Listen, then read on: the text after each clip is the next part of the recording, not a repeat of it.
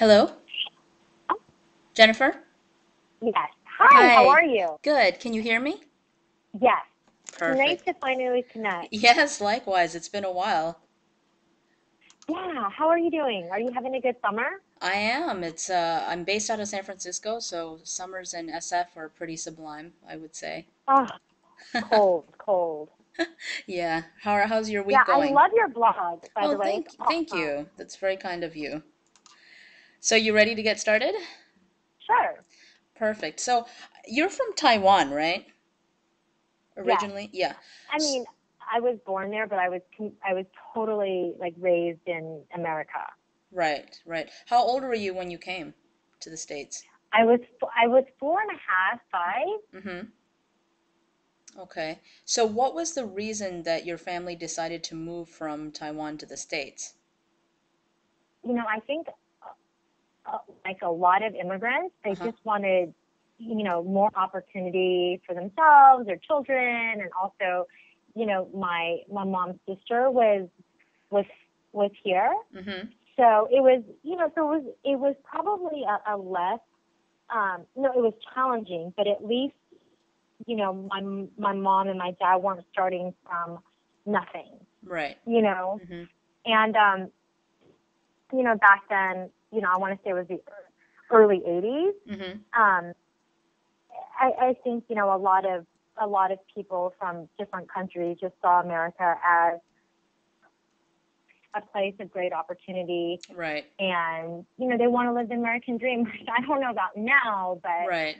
I Right. mean back then for sure. Right. And you guys moved to Alabama, is that correct? Yes, How did they choose Alabama of all I states? I know. My aunt had a Chinese restaurant in Uh-huh. Alabama, Mm-hmm. so that's how my parents got started, and they started working for my aunt, Mm-hmm. and then so that was the way we started, entrepreneurship in America. Interesting. Did your parents eventually open their own restaurant or was it Yes, okay, they no, did. they did in the W- same town. That's cool. And was it a Taiwanese restaurant? Well, it's more Chinese American. Right. I Right. think calling the restaurant Taiwanese would probably been too niche Right. for the Back for the then. town that we were in. Yeah. Yeah. Interesting. So did you spend a lot of your childhood there at the restaurant and help out with your parents, or did they keep you more at Oh, of home? course, You no, of did. course, Okay. no. I actually started working at my aunt's restaurant when I was 10. So Uh-huh. my parents didn't open their own restaurant probably till I was 13. Uh-huh. So yeah, no, we all had to work from a young age. That's fascinating. What did you do at the restaurant? My very first job was a dishwasher with my grandfather. Oh, that's so cute. So you kind of got quality Yeah, time? yeah, and it was, I remember I was like, oh, let's just see how fast we can do this, and I just remember at a young age like thinking, wow, like I feel productive, Right, right, even just washing dishes at that age. And right. in where we were, there wasn't a lot of activities outside of school. Mm-hmm. It's not like San Francisco or Los Angeles where Sure. parents keep their kids really, really busy with activities. So, Right, and so I'm grateful that I have something to do on the weekends where I felt, I was productive. right, And as I got older, I actually got paid for it, when I was right, 13. right. Did you keep on working throughout your teenage years at the restaurant? Yes, I Uh-huh. did. But then in high school, I had another job as at the Limited because it was Uh-huh. one of my favorite clothing stores. Right, And then right. also, I modeled for this store called Gayfers. Mm-hmm. So I was a Gayfer girl that where they picked certain high school girls. Uh-huh. You had to have a certain GPA, and then you Right. would model like once a week, and you were paid for that. Oh, So that's nice. I kind of had three jobs in Right, high right, school. right. Very Asian of you. Um, so that's interesting. Now, in Alabama, were you one of the only Asian students in your school and in your area? I was the only Chinese girl. Oh, wow, the only one. So I was the only full Chinese girl. Yes. Was that difficult growing up in that environment? At the time, no, because I think everybody, my town, they were very nice. Hmm. But there was always this underlying, like, I didn't really feel like I was fully accepted. It was, I was friends with, it's really hard to explain because I was friends with the quote popular girls, Right. yet I never felt that I was fully accepted. It was always me asking them, oh, what are you guys doing this weekend? Like, I really wanted to be accepted, Right. instead of really feeling that I am. Does that make sense? Yeah, absolutely. Absolutely. But so And so, were you oh, go ever, ahead. did you ever experience any serious bullying or anything like that? So there was a period of time where I actually lived in Roswell, New Mexico, and Arizona, Uh-huh. for 4 years. In, Okay. and it was actually worse in Roswell, New Mexico than, Interesting. and a little bit in Phoenix, Arizona, but it was worse actually in Roswell, New Mexico. It was never fully, it wasn't so bad where I was being it was more like, oh, they called me chink, Yeah. or, Yeah. just Mm-hmm. the usual. But, Yeah. when you're a kid, that really infuriates you. And Sure. then you're also in a town where there's not a lot of Asians, so you really feel embarrassed at a young age, like, to be Right. so different. Right. Right. So did your parents kind of instill in you the traditional Taiwanese values, or did they try to make you more American so that you guys could fit in? No, No. they never assimilated with Asian culture, I mean, with American culture. Wow, Like, that's they interesting. they were Mm-hmm. just always working. They didn't understand. I was a cheerleader for a few years, and that Uh-huh. was very American, and it's Right. very Southern and very middle America. Mm-hmm. And they didn't understand why, and they didn't understand the importance of sports. And Mm-hmm. we do, because it creates, competitiveness, good sportsmanship. Right. But they were just like, you should just study all the time, and they were always working, Yeah. at the restaurant, Right. so they were not very hands on. Mm-hmm. Mm-hmm. So, and they themselves never really assimilated with American culture. Like, they don't have a lot of American friends, or, Mm-hmm. you know, yeah. So they just, and I think I'm able to preserve a lot of my culture and heritage and language as a Right. result of my parents not trying to be too Americanized. And looking back, it really bothered me that they didn't, but actually I'm grateful. Right. Different perspectives once we've grown up. Yes, Yeah. exactly. Yeah. Do they still live in Alabama? No, they've since retired, and they live in Las Vegas now. Oh, okay. So not too far from you. Yeah. That's cool. Okay. So looking back at your years working in the restaurant with them and with your aunt, what do you feel are some of the most valuable lessons that you took away from watching them work? Watching them work. Yeah. I would say, one, with, your desire and perseverance, Mm-hmm. it, that that you can make things happen for yourself. I mean, my parents, they weren't formally educated, Mm-hmm. and they they didn't come from a lot of money. They didn't Mm-hmm. come to America with a lot of money, Mm-hmm. and yet they were still successful entrepreneurs enough to put their three kids, including myself, to college. Mm-hmm. So, I mean, and we didn't live frivolously either when we were younger. I think that, when I look at how maybe Americans live versus, the way we were when we first came, I mean, we were living in a 3-bedroom house with my aunt and my uncle. Like, Right. we didn't each have a bedroom. Like, I was always sharing a bedroom all the way up until I was 13 or something. And Right. it's just a way of life. And Right. it's, you just make things work. And so, one, I think that, you can come to America, and with a lot of hard work, and your desire to succeed, you can. But also, in fairness, I think that we're also in a very rural area where the cost of living wasn't so high. I think it'd be Mm-hmm. impossible, living in New York City. I think it's Right. very hard, or a place like, even LA or Yeah. San Francisco. Right. Right. So, and I think timing was important. And so that, and then learning and just seeing, like, how my mom worked so hard, even having 3 kids, and how they just, I really admire their work ethic, Right. Right. and it's it's it's been instilled in me. I think they didn't even have to say anything. I mean, just being around and watching them, like you just, Sure. you know, Yeah. there was times when it was tough, but my mom like never broke down or anything. So I learned that from her. And then also, what else? What else can I tell you about what I've seen is Endurance, I'm sure. endurance, Yeah. perseverance, resilience. Right. And I just see, I mean, in my town, there's generations of people that's been there 3 or 4 generations, right? Right. And and then my mom comes to town, and like my mom was such a saver, so pragmatic, like nothing excessive, Mm-hmm. And Mm-hmm. then she was able to build a successful business. Mm-hmm. And I just look at someone like my mom versus, okay, who doesn't know the culture, who doesn't even barely know the language, Right. and doesn't know how to use computers at the time. And then you Right. have somebody who's been in America for 3 or 4 generations, or even my town, and you're just thinking, well, if my mom can do it, Right. like why is the person who was born in Right. Yeah. America, Yeah.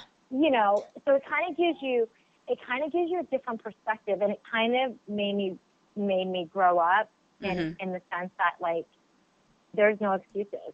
Yeah. Like, That's the you perfect are thing where right you there. are. Mm-hmm. Yeah, you are where you are because of the choices that you make. And I Mm-hmm. know I sound so harsh in Chinese, but I witnessed it firsthand on my own. Right. It's Right. I'm not like reading from a book. Like, this is like really what happened. Yeah. That's true. So so I think that's another thing that I've learned Yeah. I too. mean, I think your parents actually are probably a really great example of living the American dream because even, I mean, I don't know their full story obviously, but even if they never reached, glitz and glamorous life, but then their daughter went on to achieve that. And I think for Chinese and Asian parents, that's sometimes more valuable than their own success is to see their children succeed to Yeah, that degree. I do think that's always, I think it's so consistent along Chinese Americans, or even Asian Americans in general, Right, that I can only speak for my own family and my right, relatives, is that they just want the next generation to be better, right, right, than they were, right, and so, yeah, and I just think my parents were like, oh, thank God, we were able to put her through school, and that's all they wanted. right, right. So So true, so true. So, how old were you when you started getting into acting and realizing that that was something you wanted to seriously pursue? oh, when I first graduated from college, I was 22, Mm-hmm. and then In Boston, right? yeah, I went to Mm-hmm. Boston University, and then I moved out here because when I was in college, I did some modeling. Mm-hmm. And then, of course, like every other young girl who had experience in modeling was like, oh, I think I can be an actress, and I Mm-hmm. think that's what I want to do. Mm-hmm. And I think at that age, I really wasn't sure what I wanted to do. Mm-hmm. And, I just knew that, in high school, I thought, oh, I want to run a Fortune 500 company, Mm-hmm. and I Yeah. was really set on that. I thought I was going to go to law school. Right. And then a lot of things changed when I went to college. And for the first year, I didn't do so great in college because Mm-hmm. it was like going from Alabama to, and even though I'm from another country, um, I still was not, I wasn't well traveled. Mm-hmm. I was just like everybody else in outer white. Didn't get out that much. I didn't travel that much, with the exception of moving to, Arizona, and New Mexico for a few Mm-hmm. years of my life. Mm-hmm. But I'd never been in LA, I've never been to New York, Right. and I'd never been outside the country the second that I moved to LA. So,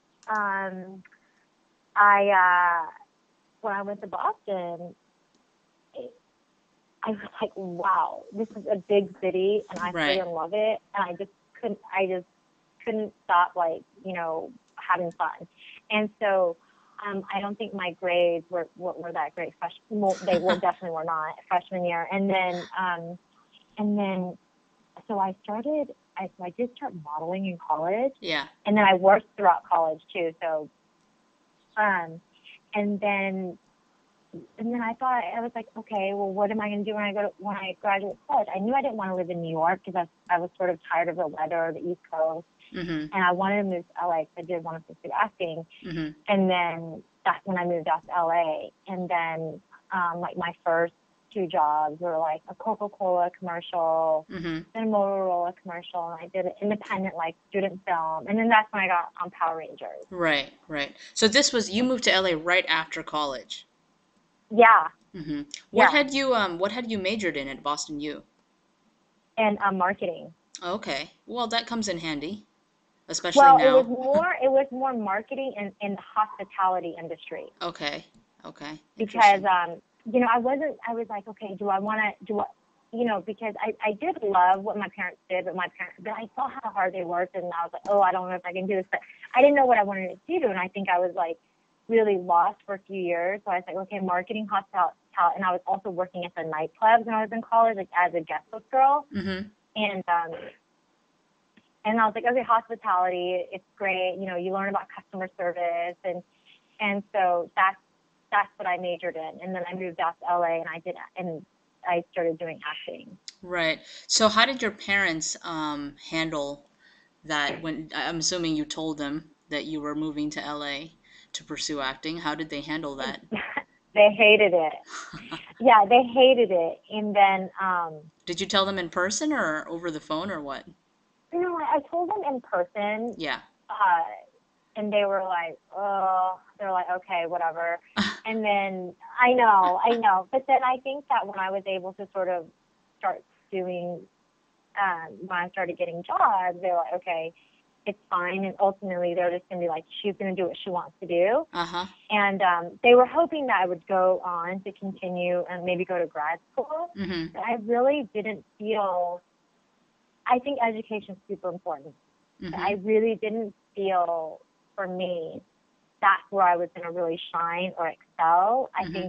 I think for me, I think even from a young age that um, I probably I felt like I needed to do something. Mm-hmm. Going to grad school is doing something, but I'm talking about like real life experience. Right. Right.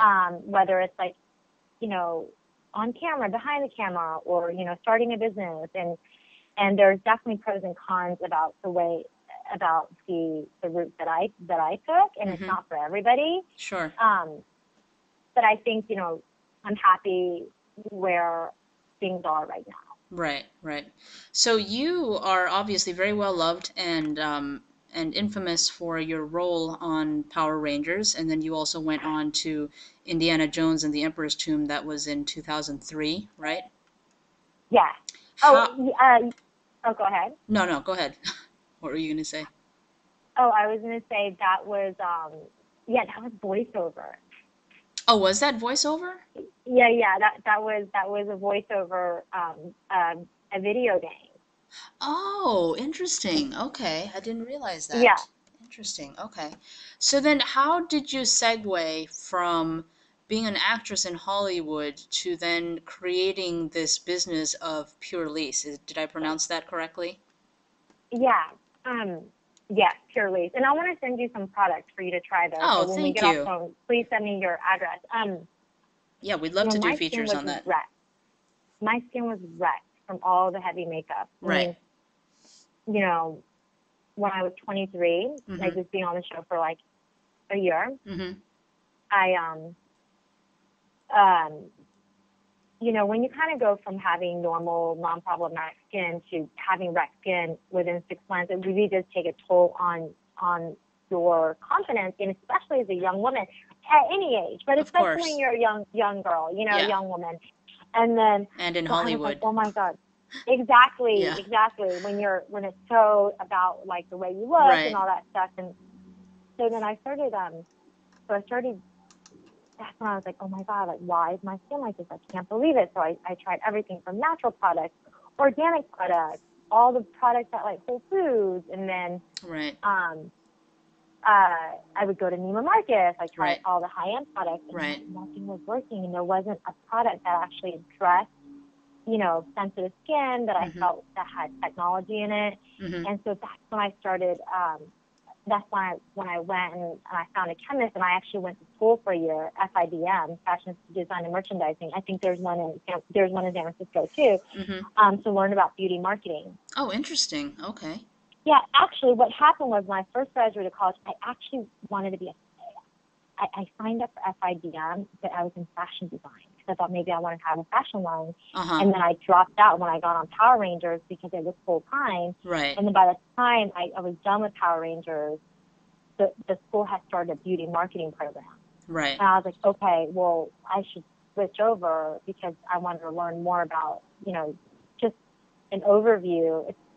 You learn nothing. It was great overview, but Yeah. it doesn't really teach you about Too like surface. the real. Yeah, Yeah. exactly. Mm-hmm. And so, but it, I was able to meet other people who had the same interest.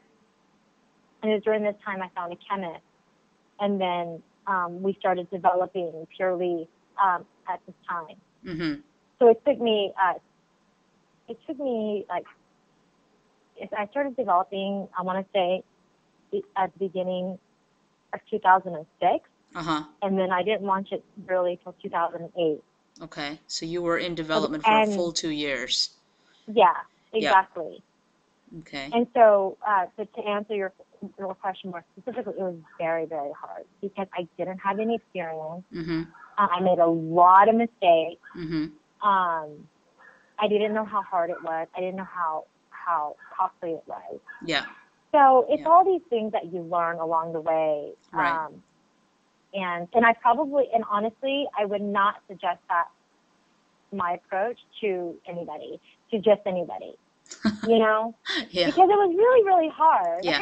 Yeah. And because it's like now, okay, everything is great and everything is, solid, but there's a lot of in between that was very, very rocky. Right. So I just think that, it's not for the faint-hearted, put it that way. Sure.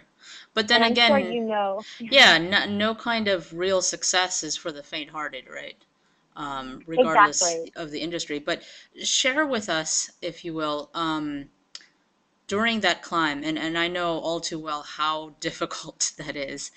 What was one of the most standout memories that you have of a moment where things were just incredibly rocky and uncertain, and you were at your wits' end? You didn't know if you could go on, and things were just really, really difficult. Do you remember one Oh, standout oh moment? yeah, of course. There's probably three. Um, yeah, like three Yeah. major. Well, one was, when I was developing, I had put all my own money into starting my business, Yeah. including Yeah. taking out a line of credit on Right. my condo. Right. That was like almost paid off, and it was Ooh, the that's a stupidest big thing risk. ever. I know. Yeah. So that's another. And I remember there was people that were around me and said, "Oh, I don't know if you should do that." I was like, "No, why not? Why not?" Because when you're young, you just think, I want to caution young entrepreneurs, because this is the mistake I made, is that all you see are possibilities. And that's Right. all I saw was Right. possibilities. No obstacles or setbacks or Right. challenges or things can go wrong. I just thought, oh no, I'm like, why wouldn't I? I believe in myself, and you Right. do this, and then so you can't, and then so I launched, soft launch in September 2007, Mm-hmm. and then we fully launched beginning of January 2008. Well, guess what happened in October 2008? The worldwide crash, recession. Right. Sales completely halted.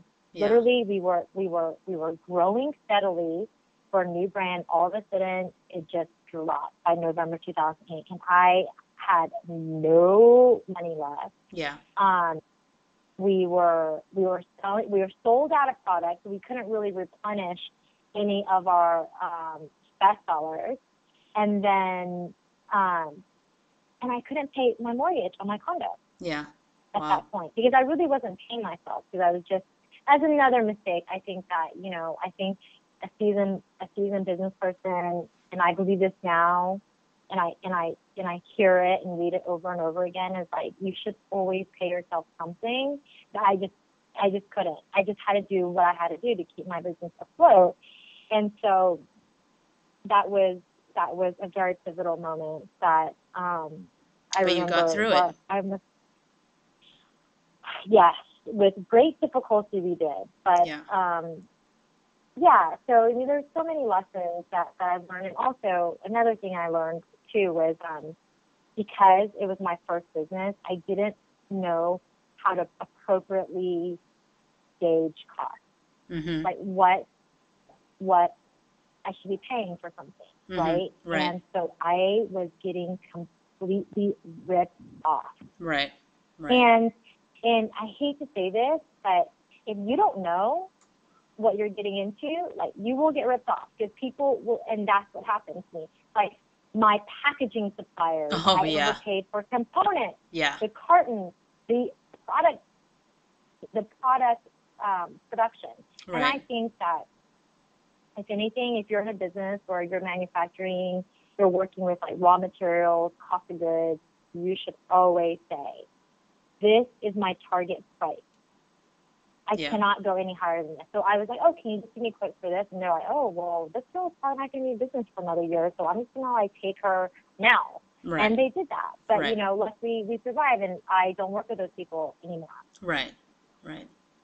So how did you go from that place of not knowing, what everything cost, and kind of being that first time entrepreneur, to then being as savvy as you are now? I mean, besides the obvious of, time has passed and you've gone through it all, but what exact um, steps can you share with us that, there was those pivotal, like, light bulb moments where you realized that you were getting ripped off?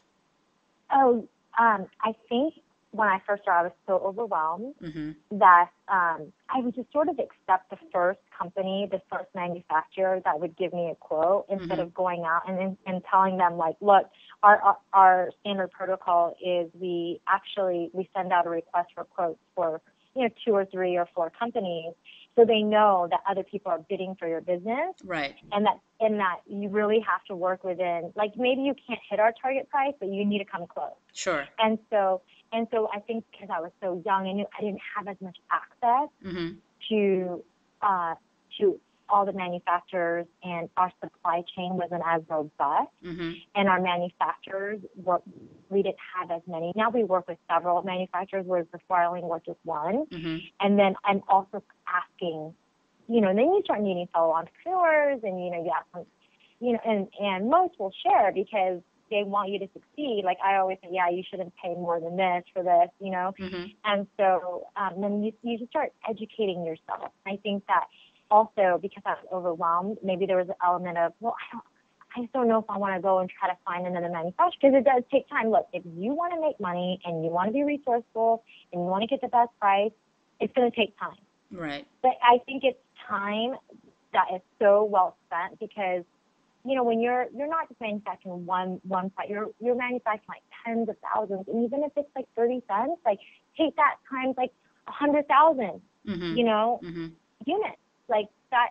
So that's it. It really matters. And I used to never think of like, I used to think, something like, oh well, that's 5 cents more. Oh, Right. that's not bad. Or Right. this is 25 cents. You're like, oh, that's not bad. You're like, Right. well, 25 times 50,000, Right. 100,000, that's really expensive. Right. you know. Right. So I always try to keep our prices like really, I mean, our quality is number one, Right. but our price has to be great, because we keep our prices very fair to the consumer, because I don't believe in selling like really, really expensive products. I'd rather have it be attainable quality product Yeah, for a for larger consumers. number, sure. Sure. Makes complete Yes. sense. Yeah. So, when you're going through those really difficult moments, is there a particular thought process or ritual that you have to get yourself through those moments? You mean on a business sense? Anything, whether it's Or personal life. spiritual, or internal? Yeah, more internal, whether it's, whether you're going through a difficult moment in the business or personal life, what have you. Just Oh, what kind of thought process do you I, have, or any particular you know, ritual? I I always say to myself, you have to keep your body like healthy and strong, Mm-hmm. and you just have to keep your mind like clear and sharp. Mm-hmm. Like, so I don't get caught up in like going out and partying or like Mhm. drinking Mhm. or anything like that, and when I am going through a difficult time, I definitely shut down Mhm. in terms of, and then I probably spent a little bit of time alone more, just try to figure things out, and then maybe I will reach out to my friends who are very smart Mhm. and get their advice. Mhm. But but and then in terms of business, I'm always challenging. Right. Like, Right. I don't get comfortable with our numbers. Like, I'm always like, "Okay, what's next?" Right. Because you just cannot get comfortable, because you have to get sales in the pipeline, because that's how you feed your business. That's your business lifeline.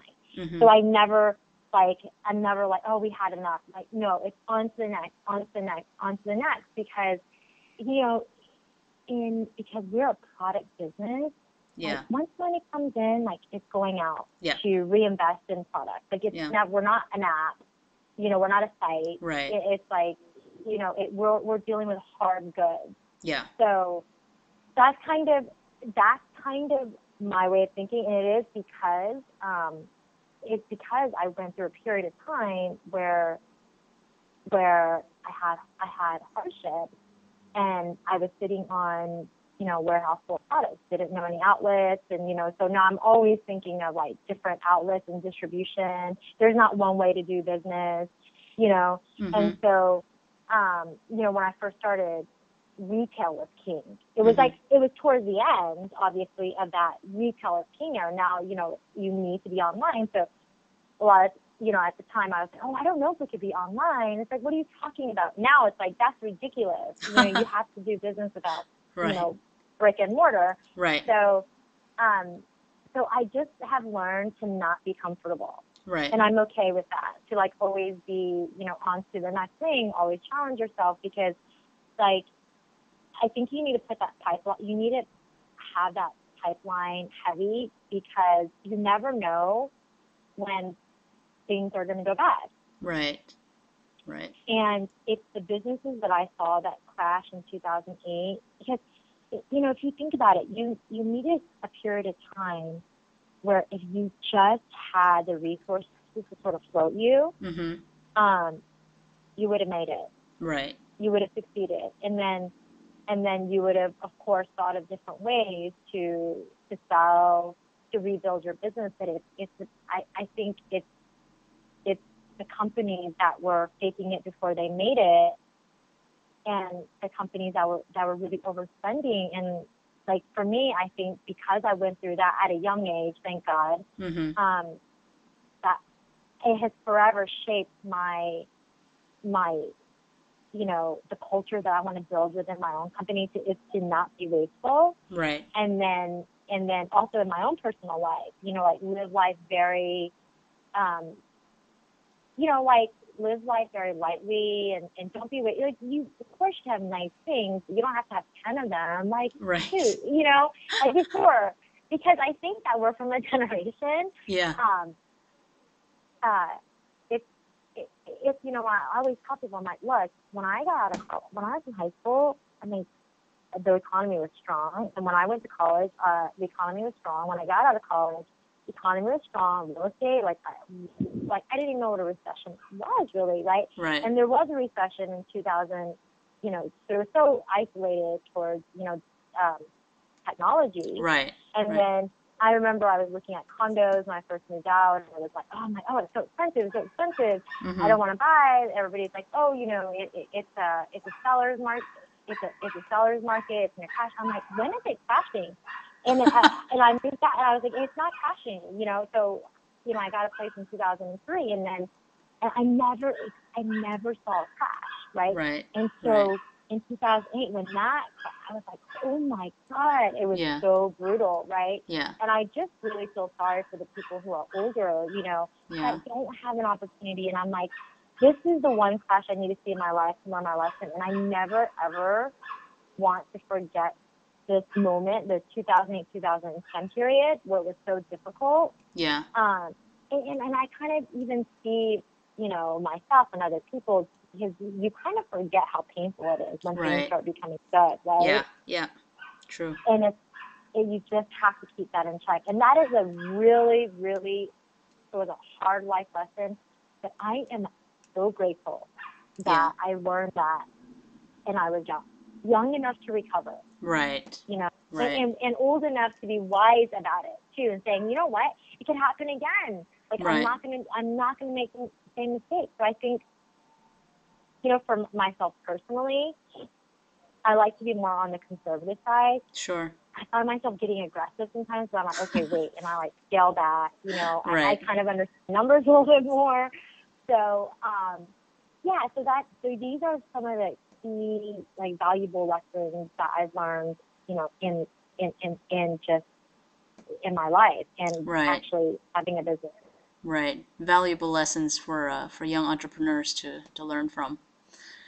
Now, Yeah, exactly. tell me more about Pur-lisse is founded from your inspiration from your grandmother's skincare. Is that right? Yeah, her recipes like Hmm. blue lotus and white tea and soy milk. Like my grandmother used to always make her own soy milk. We would drink it and she would wash her face with it. So we have a soy milk cleanser and makeup Right. remover. Hmm. And then, she always had white tea brewing. So yeah, a lot of it is from her. Right. The Chinese traditional ingredients. Yes. Yeah, I absolutely love that you've modeled your business on those ingredients. It's really fantastic. Is she still around to see your success today? Well, so my other grandmother, so it's basically a combination of both my grandmothers. Yeah. Um, on my dad's side, my mom's side. Unfortunately, my dad's side, no. Hmm. And that's where I learned like all the white tea, all the antiseptic properties and the antiviral properties of white tea. Right. And then, um,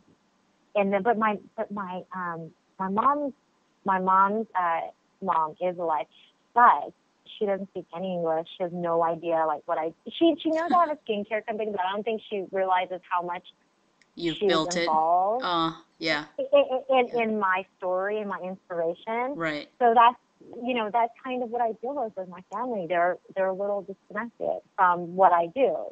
Well, how about your parents? I mean, they're obviously more modern. Have they seen what their daughter has accomplished? Yeah, yes, they do, but it's so hard for me to talk to them about marketing or I think they understand manufacturing, because supply and all of that inventory, because my Hmm. mom had to do that. But yeah, it's still very challenging. Right, right. So tell the fans where they can find Pure-Lease products. Oh, so you can get it on like purelisse.com, Right. purlisse.com, Mm-hmm. Amazon.com, and then skinstore.com. Mm-hmm. And we are at Fred Siegel, and then Steel Big Row in New York, and Ricky's New York. Fantastic. You've got quite a few celebrity clients who use Pure-Lease, right? Yes, yes, we do. So the cast of Scandal, particularly the makeup artist Mm-hmm. on Scandal, love the product, so they put it on their clients. That's I can't fantastic. name who the No, of celebrities are, course, of but course. Yeah. yeah, but the cast of yes, because they love the product because just being under heavy makeup, it's so much stress Yes. on their skin Yes. that our products are gentle, but yes, super effective, and they're great for anti-aging, but without all the harsh ingredients. Mm-hmm. Mm-hmm. Fantastic. Well, thank you so much for joining us today and sharing these intimate stories of your journey. I just wanted to let you know I have the utmost respect and admiration for you. I know exactly how hard it is to have done what you've done, and that you've segued from Hollywood to building this successful brand is just absolutely phenomenal. And I think there are a lot of young ladies and gentlemen around the world who will find your story fascinating and find you to be an absolute inspiration. So thank you for sharing that with us today. Oh, thank you so much. You too, Dina. Oh, I mean, you've done great with, and I know, putting together a book is not easy. So, congratulations.